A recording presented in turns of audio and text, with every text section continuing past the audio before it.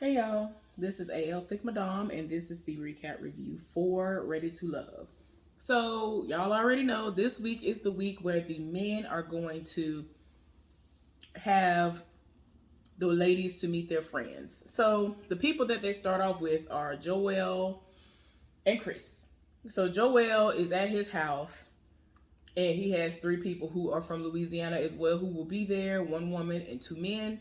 And Chris in this scene, he is doing a podcast type situation, and he is letting these two people, a man and a woman who he deems to be his friends, in on the fact that he has been dating someone and that he's really into her. And they're gonna get to meet her. So with Joelle's situation, Vernisha gets to the house and everybody greets her. And the overall consensus is that she seems like she's controlling, or uh she doing too much. She doing the absolute most, because she seems like she might be a little bit too overprotective, because she brought up the fact that they're in a competition. We all know that this is a whole competition out here, but she's very aware of what has happened, because he's friendly, and the woman that's his friend has already made that clear. Like, she was like, well, he's friendly, which is true. Joel is very friendly, and y'all know that it's the accent for me forever. So he over here giving out kisses and things, and he lit up when he was talking to Amber and all that. I was like, oh, okay. So I mean, ain't no telling what's really going on, because she feels like he's giving the same energy, and the same way he's speaking to her is the same way he's speaking to everybody else. But she's saying that everybody else can see that their connection is completely different when it's just the two of them versus him dealing with anybody else. Which, we all see what's going on. So we here for it. We know what's going on. We know what it is. Well, that's a red flag for him. And, of course, they discuss whether or not is he ready to love again, because he was in an amazing relationship. He had an amazing marriage, and the wife passed away. So he said he is ready for all of that. You know what I'm saying? So is she gonna be the one that he would eventually settle down with? That is yet to be seen. We don't know. Some things, might be awry. We will get to that. So anyway, with Chris, he lets his friends talk to her, and everything seems to be going well with the conversation. And they find out what her profession is and all that good stuff. But she was just like, I appreciate the fact that what he says is what it is. He basically says what he means. If he tell you he's gonna do something, he's gonna do it. And like, everybody was just here for her. The energy was everything. And you could tell he lived for her. They wanted to know if she has told anybody about them dating, or, her liking him like that, because she says that he is her number one person. And she was like, no, I haven't told anybody. I haven't told my friends. I haven't told my family. I haven't told anybody. And so he was like, well, I mean, the same goes for me. I didn't tell anybody either until y'all just learned of it. So it just is what it is. So it seems like a great situation as far as everything that happened with Chris and Amber. So, child, Justin linked up with Kyra and Liz. And it's funny because Liz thought that she was there by herself, and then Kyra came in late. And it was kind of crazy. But yeah, they were talking to Liz and to me. To me, it seemed like the vibe was stronger and better with Liz. And, everything seemed to go very smooth when they were talking to her. And I mean, they had Kyra looking like she was just there so she wouldn't get fined. But Liz had to leave early. I don't know if she had to go work or what she had to do. But she had to leave early. So then this gave them a chance, his female friend and his guy friend, to talk to her and see where her head was at and all this other stuff. And I think they asked her, where does she see herself in 5 years? And of course, the typical answer that everybody and their mama give that actually wants a relationship is that I want to be married And so the guy was like, well, what if it doesn't happen in that time frame, because you know things happen.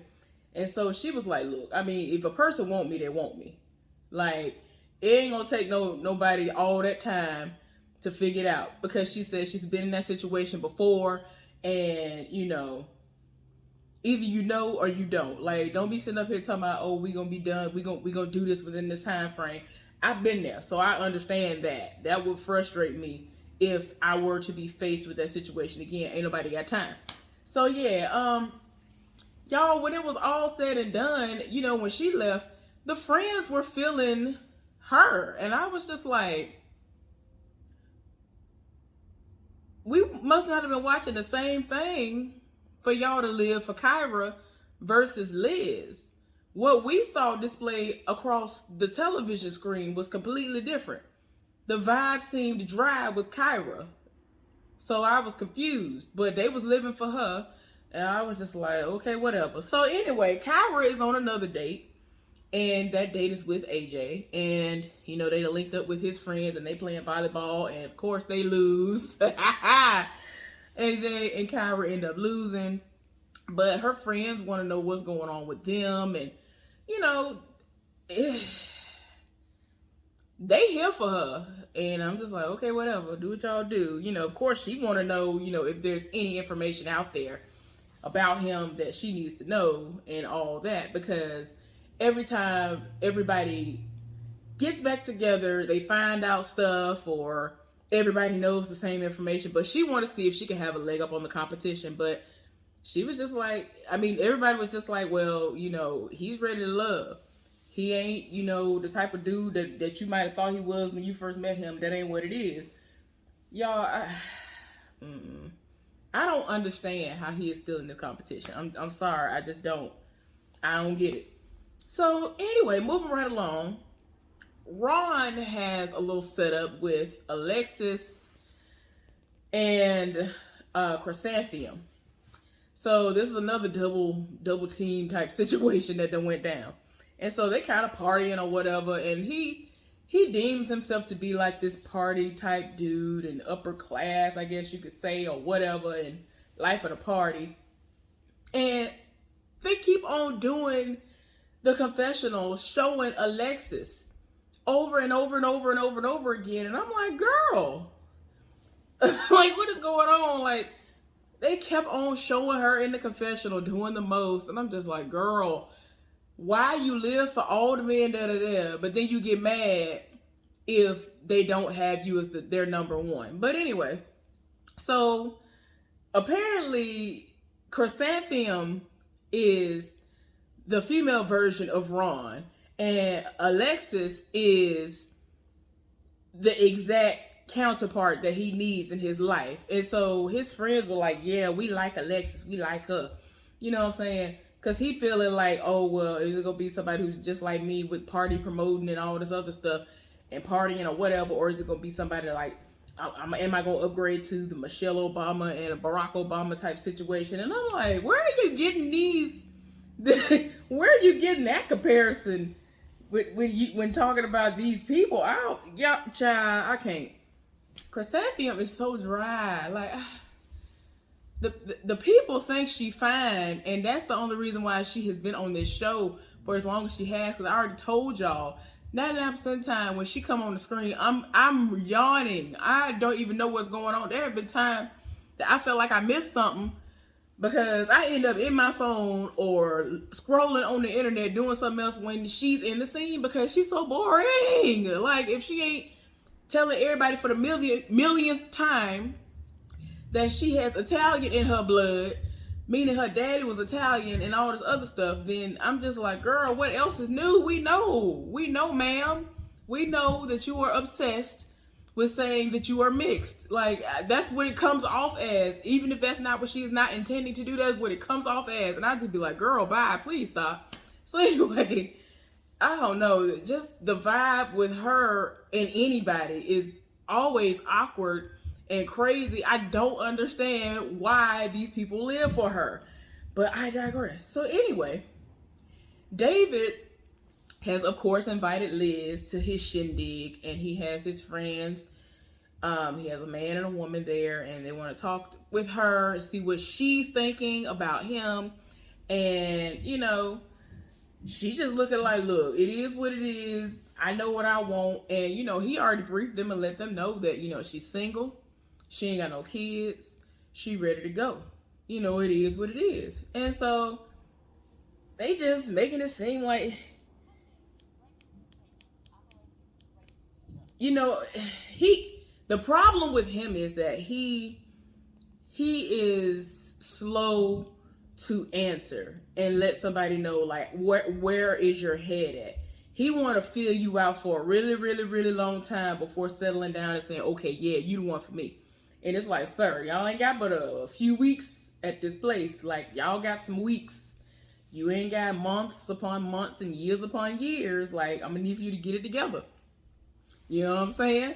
Since it's a fast-paced type of situation, you need to be on the phone or something. Y'all need to be FaceTiming a whole lot. Do what you got to do in order to do that. But yeah, she ain't here for it, but he gonna have to get it together, or he gonna have to find out what he need to find out. So it just is what it is. The people doing the most. So anyway, I guess because of how it was a double date situation with Justin earlier with Kyra and what's the heifer's name?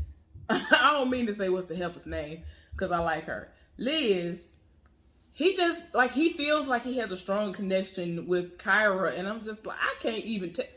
Something ain't right. I don't understand. Like, with some of these people, I'm like, you seem like you had this stronger connection with somebody completely different. Like, what is we talking about with some of these people? Like with Justin, he was doing the most with Liz. So I'm thinking he gonna put all his energy into her. I don't even understand what happened for him to come out of nowhere to my Kyra is his number one now. I don't know. I don't understand. So anyway, he ended up, like, I guess, getting a favor from one of his friends that has connections with this art gallery, whether it's theirs or not. And there were rose petals on the floor. He presented her with, like, a couple of stems of a couple of red long stemmed roses and all this other stuff. And they talking, and she here for it. And of course, Jason does what he does. Somehow he seemed to be getting more play than everybody else. I don't know what. I don't understand how. But he seems to be getting more play than everybody else. He done went in for the kill and then kissed her and kissed her again. And I'm just like, how? How, Sway? I don't understand. Okay, y'all. So more confusion is about to come in because everybody has come back together. All the men have come back together to the cigar bar, the cigar lounge, or whatever they calling it this season. And they talking. And of course, Tommy wants to know where the men's heads are at and how their situations went when the ladies met their friends. Well, y'all, it's just so stupid. I'm just like, what is we doing? Okay, so Joel said that, you know, he has, you know, since he's felt like there have been some red flags, but he didn't know if he was crazy or not. But his friends, you know, kind of helped him to understand that he ain't crazy. And she acting a little bit too clingy. She meaning Bernicia. And I don't know if I would say it's clingy. I just feel like she just like, you know, I'm here for this dude. I'm gonna need for you not to be talking to them the same way you talk to everybody else. But that's really hard for him to do because that seems to be a lot of people's personality that are from there. So yeah, everybody I've ever encountered in real life was from Louisiana. That's just how they are. Like, either they deal with you. If you ain't on their bad side, that's pretty much what you get. You get very, very friendly or just cooled out person. So I don't know how he can, like, calm that down to where it just seems like all that energy is reserved for that one special person. So yeah, he feels like that's a red flag. And I'm like, ooh, child, what is going on? And so Jason ended up, you know, letting everybody know that with the double date situation, his friends feel like Liz is stiff. And like when she left, and like when both the women left, the woman was like, I don't know, I just feel like God is in the room. I don't know what, like, it's kind of like they was reading because they was laughing and doing all this other stuff. And I'm like, how you gonna sit in Liz's face and say, Oh yes, he is spiritual too. Ooh, yeah, because she was recalling what happened when they first met because he apparently like recited like a Bible verse, scripture, something up from Daniel or somewhere, y'all. He dissected something.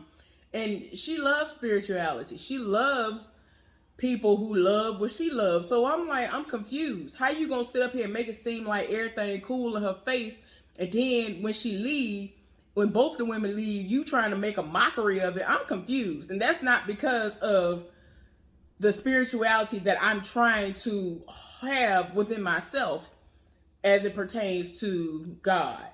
I'm just saying, I just found it to be very crazy. I ain't understand. That was confusing to me. I'm like, y'all make it seem like y'all live for her, and y'all say, oh, Jason is just like that. He's exactly like that. That's him. Yep, that sounds exactly like him. But then when everybody leave, y'all saying that Kyra is the one for him, and there was so much nothing going on from what we've seen as viewers. So I'm confused. I'm like, are y'all not showing us the juicy stuff or something for them to get a completely different impression than what we're getting? I don't know. Maybe I didn't see it and y'all saw something else. Y'all let me know down in the comment section if y'all saw something different, because I don't understand what's going on here. Sorry, I don't understand. But anyway, y'all, everybody was just tired in the spirit. Like the most was popping off, and then it just got to the point where Tommy was like, look, if today was the last day of the competition, who are you taking home? So everybody was looking like,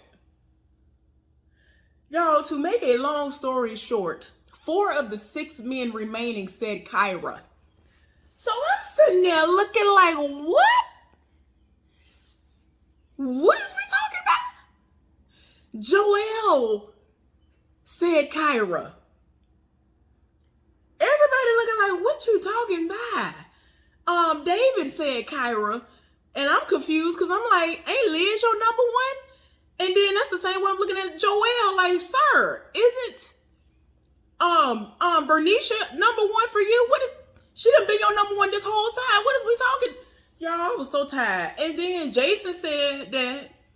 So I'm like, what? Yeah, I was so tired. I was like, what is, and who did AJ? I guess AJ's okay, yeah, of course AJ was the 4th dude. And I'm like, what is we talking? I don't understand. I was so like, everybody was looking like, what is we talking about? I'm talking about Chris in the confessional looking like, I don't understand. How y'all go from this to this when y'all had these same people the whole time? I was tired too. I was looking like, what is y'all talking about? So anyway, I just can't. So anyway, y'all, moving right along. The bottom 2 were Liz and Chrysanthemum. Hallelujah.